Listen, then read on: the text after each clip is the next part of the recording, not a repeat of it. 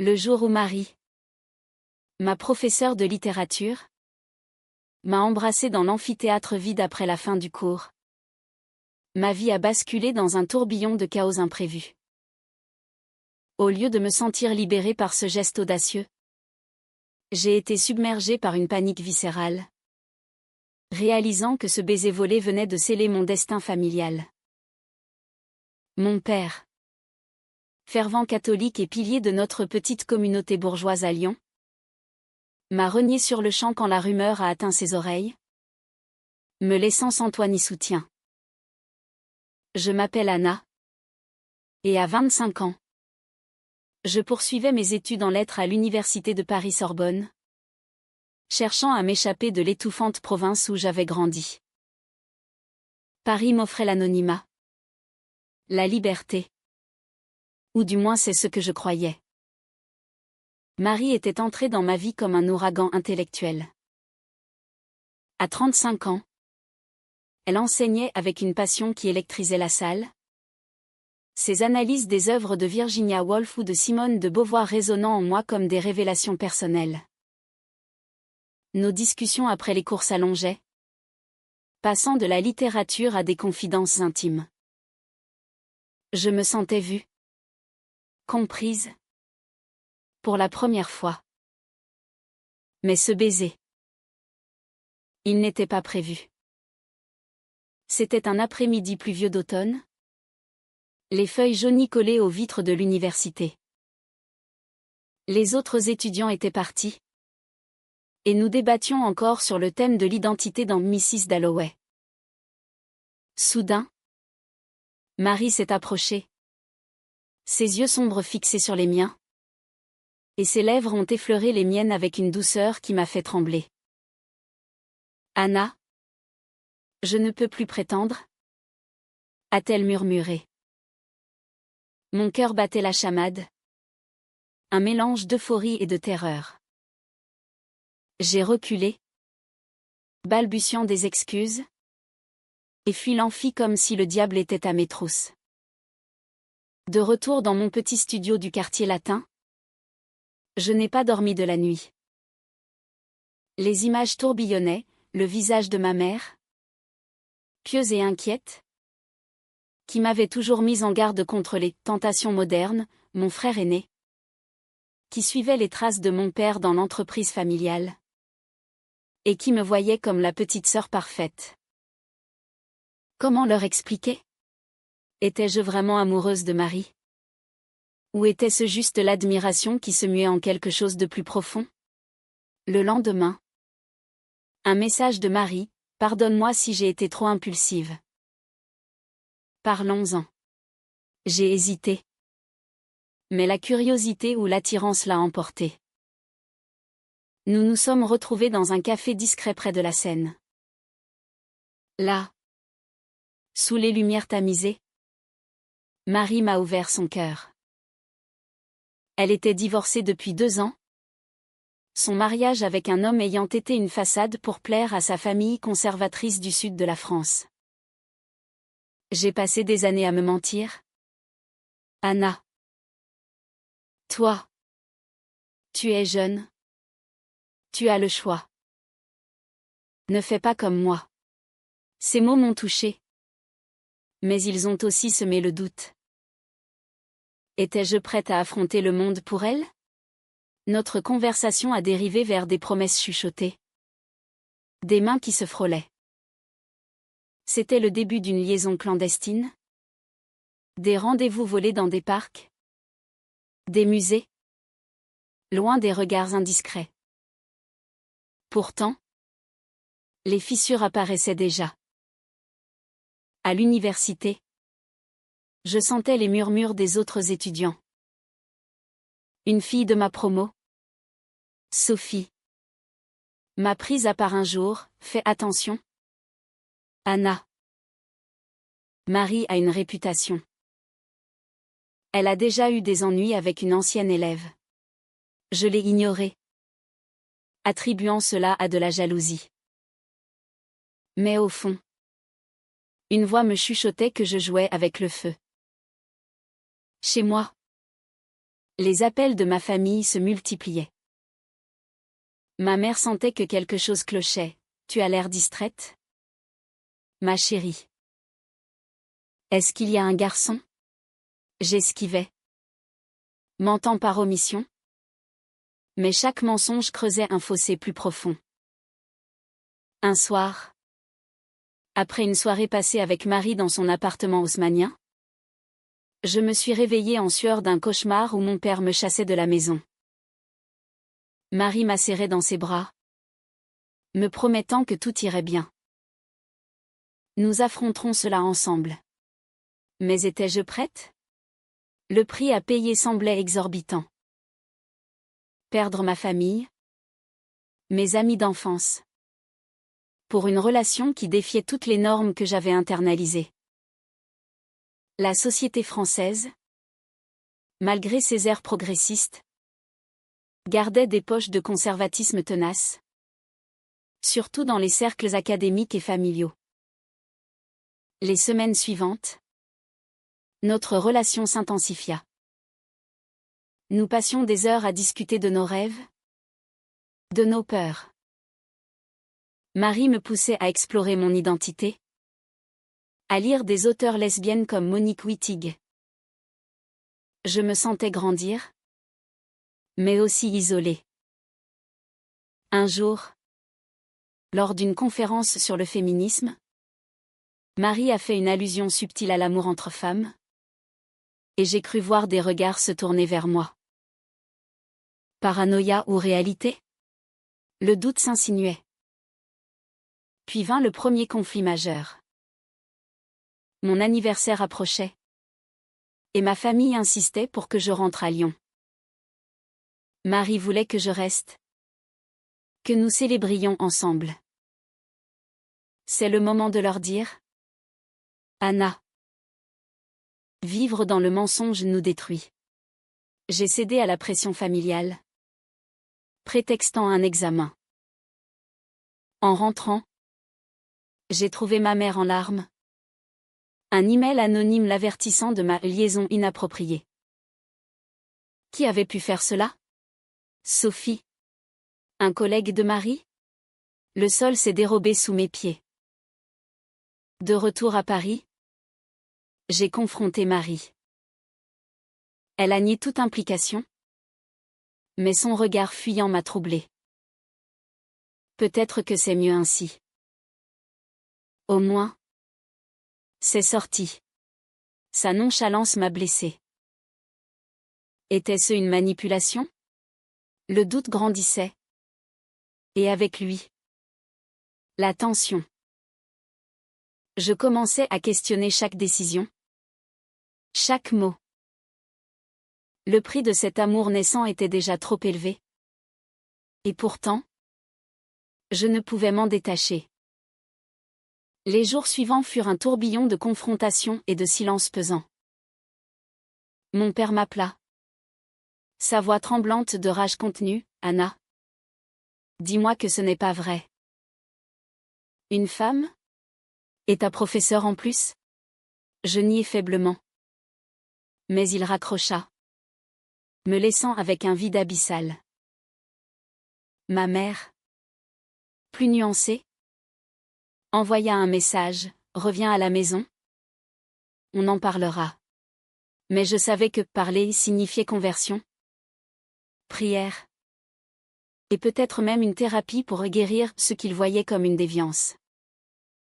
Marie, de son côté, insistait pour que nous officialisions.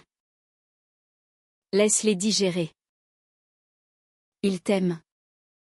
Ils reviendront. Facile à dire pour elle, qui avait déjà traversé un divorce et une rupture avec sa famille. À 35 ans, elle avait reconstruit sa vie. Mais moi, à 25, je dépendais encore financièrement de mes parents.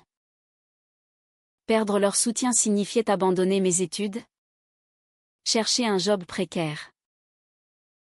Le choix n'était pas aussi binaire qu'elle le présentait. Un après-midi, nous nous disputâmes violemment dans son bureau. Tu as peur?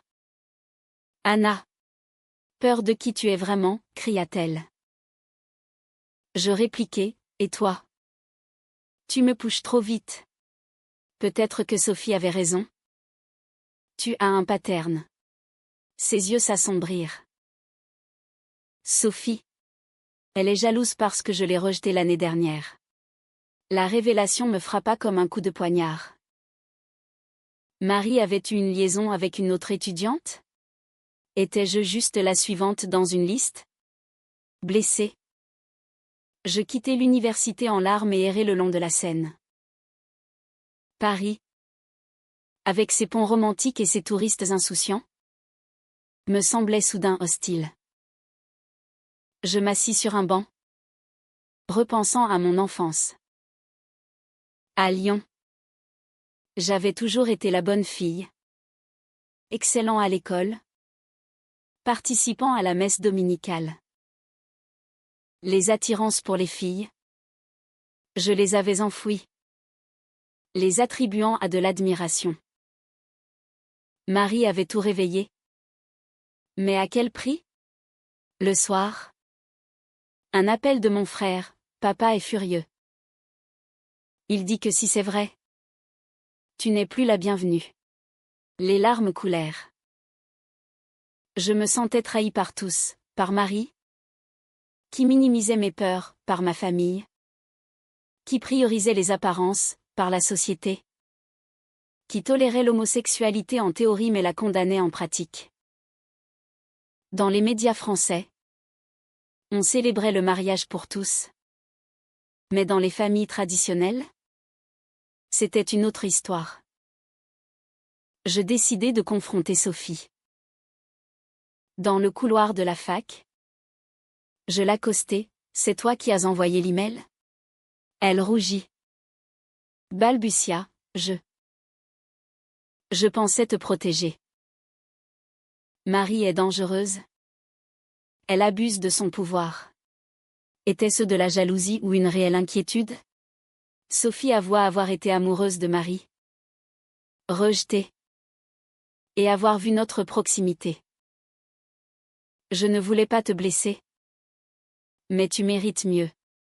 Ces mots semèrent plus de doutes. Était Marie une prédatrice? Ou simplement une femme libérée? De retour chez Marie, je lui racontai tout. Elle explosa, Sophie ment. Elle m'a harcelée après mon refus. Mais des incohérences apparaissaient. Marie avait omis de mentionner d'autres relations passées avec des étudiantes. La confiance s'effritait. Nous passâmes la nuit à discuter, alternant entre larmes et étreinte. Je t'aime. Anna. C'est différent avec toi. Je voulais la croire. Mais le mal était fait. Les semaines suivantes, la pression monta. Mon père coupa mes allocations, me forçant à trouver un job de serveuse dans un bistrot du Marais. L'ironie, le quartier gai de Paris, où je voyais des couples lesbiens s'afficher librement. Pourquoi pas moi? Mais chaque soir, rentrant épuisée, je me questionnais sur mes choix. Étais-je en train de détruire ma vie pour une illusion? Un incident accéléra les choses. Lors d'une fête universitaire, Marie et moi nous disputâmes publiquement. Ivre, elle m'embrassa devant tous, criant « Je t'aime » et « Je m'en fous du monde ». Les flashs des téléphones fusèrent. Le lendemain, la photo circulait sur les réseaux sociaux. Mon téléphone explosa de messages haineux, d'amis d'enfance qui me tournaient le dos, de collègues qui murmuraient. Même à Paris, la tolérance avait ses limites. Ma mère vint me voir, voyageant depuis Lyon. Dans mon studio, elle pleura. Pourquoi? Anna? On t'a élevé mieux que ça. Je tentais d'expliquer, c'est qui je suis. Maman. Marie m'a aidé à le voir. Elle secoua la tête, c'est elle qui t'a corrompu. Reviens. On t'aidera à redevenir normal. Son offre, une thérapie de conversion. Illégale mais pratiquée en sous-main. Je refusai. Et elle partit en sanglots. Seule. Je me tournai vers Marie. Mais elle semblait distante. Peut-être qu'on devrait faire une pause? Dit-elle un soir. Le choc. Après tout ce chaos. Elle reculait? Je ne veux pas te détruire? Anna. Mais c'était trop tard. J'avais tout perdu pour elle. La trahison me consumait. Les mois suivants furent un enfer de solitude et de remise en question. Sans soutien familial. Je luttais pour payer mon loyer, jonglant entre job et études. Marie et moi nous voyions sporadiquement. Notre relation empoisonnée par les doutes. Chaque rencontre était un mélange de passion et de reproches. Tu m'as forcé à sortir du placard trop tôt, lui disais-je. Elle répliquait, et toi? Tu as honte de nous. Un jour, je reçus une lettre de l'université, une enquête pour conduite inappropriée contre Marie. Sophie avait porté plainte, alléguant un abus de pouvoir. Paniqué. Je fus interrogé. Devais-je la défendre? Au risque de me compromettre? Ou dire la vérité? Et la trahir? Je choisis un entre-deux, c'était consensuel. Mais le dommage était fait. Marie fut suspendue temporairement. Et elle me blâma, tu aurais pu en dire plus pour moi. La fracture s'agrandit. Je commençai à voir une thérapeute, financée par un emprunt étudiant. Elle m'aida à explorer mes conflits internes, l'éducation catholique qui me faisait voir l'homosexualité comme un péché, versus mes sentiments authentiques. Le vrai combat est en toi, Anna. La société amplifie. Mais c'est ton choix. Ces mots résonnaient. Mais le prix payé isolation. Précarité me hantait. Mon frère m'appela. Tentant une médiation, papa est têtu. Mais il t'aime. Si tu romps avec elle, il te reprendra. La tentation était forte. Redevenir la fille prodigue? Oublier tout? Mais cela signifiait renier qui j'étais. Je refusai. Et il raccrocha déçu. Marie, de son côté, affrontait ses propres démons. Lors d'une soirée arrosée, elle avoua, j'ai peut-être projeté mes frustrations sur toi. Mon divorce m'a brisé. Et je voulais une victoire. Était-ce de l'amour? Ou une revanche sur son passé? La révélation me dévasta. J'avais sacrifié ma famille pour une femme qui me voyait comme un trophée? Le climax survint lors d'une manifestation pour les droits LGBT à Paris. J'y allais seule, cherchant du soutien dans la foule arc-en-ciel. Soudain, je vis Marie, main dans la main avec Sophie. Le monde s'effondra. Était-ce une revanche de Sophie? Ou Marie qui passait à la suivante? Je l'ai confrontée, comment as-tu pu? Marie balbutia, c'est fini entre nous. Anna. Sophie comprend mes luttes. Sophie sourit triomphalement. Blessée au plus profond. Je rentrai et coupai tout contact. Les jours suivants. Je sombrai dans la dépression. Manquant les cours. Perdant mon job. Seule dans Paris. Je me sentais comme une étrangère dans ma propre vie. Les amis que j'avais faits dans la communauté LGBT m'offrirent un filet de sécurité.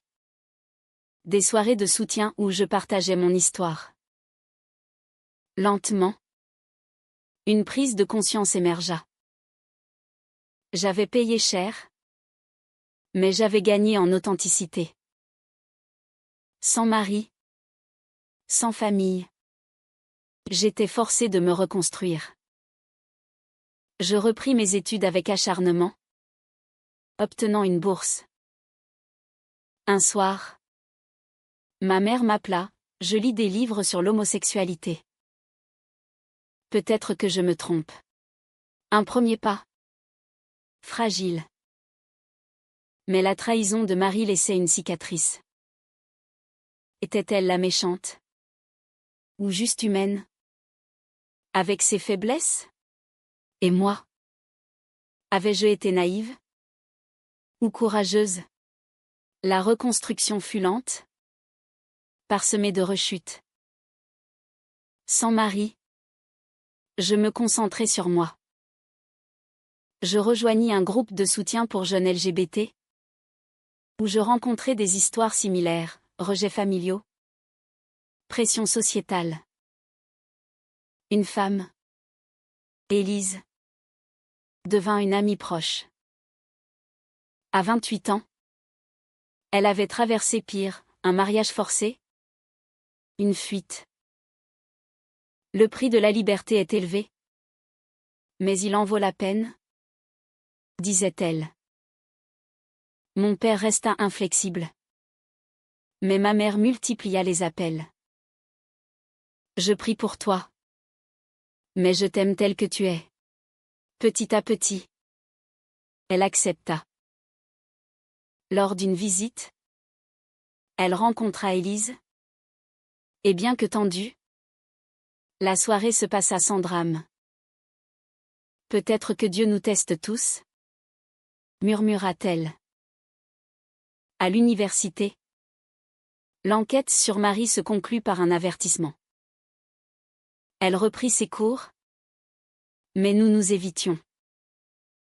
Un jour, elle m'aborda, je regrette. Anna. J'ai été égoïste. Je hochai la tête, moi aussi. J'ai appris. Pas de réconciliation. Juste une clôture. Je graduai avec mention, trouvant un job dans une maison d'édition. Paris devint mon havre, avec ses rues qui portaient les cicatrices de mes batailles. Élise et moi nous rapprochâmes. Une amitié qui flirtait avec plus. Mais je prenais mon temps. Plus de précipitation. Pourtant, les doutes persistaient.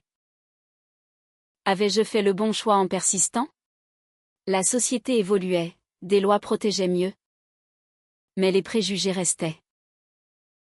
Dans les médias, des histoires comme la mienne étaient débattues, entre acceptation et condamnation. Un soir, mon frère vint me voir. Papa s'adoucit. Il lit tes emails. Une lueur d'espoir. Mais le chemin était long. Des années plus tard, à 30 ans, je regardais en arrière. J'avais une carrière stable, une relation saine avec Élise, et une famille réconciliée, bien que fragile. Marie avait quitté l'enseignement, se reconvertissant en écrivaine, publiant un roman sur les amours interdites. Je le lus, reconnaissant des échos de notre histoire. Était-ce une trahison finale? Ou une catharsis? Le prix payé solitude. Douleur m'avait forgé. J'avais affronté les conflits internes, les pressions externes, et émergé plus forte. Mais la question demeurait, dans une société qui prône la tolérance mais impose des normes. Est-il juste de forcer quelqu'un à sortir du placard avant qu'il ne soit prêt?